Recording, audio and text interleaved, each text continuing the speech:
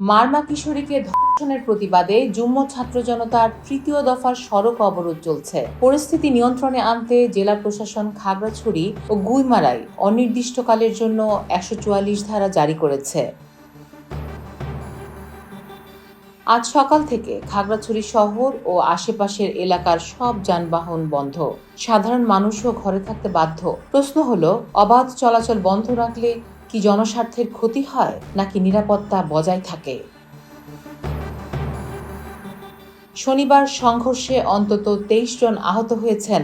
এদের মধ্যে ২ জন হাসপাতালে চিকিৎসাধীন। জেলা পুলিশের পাশাপাশি ৩ প্লাটুন আর্মড পুলিশ ও ৭ প্লাটুন বিজিবি মোতায়েন। এতে কি শান্তি আসবে নাকি উত্তেজনা আরও বাড়বে? ফারাহ দিবা, ভয়েস অফ বেঙ্গল।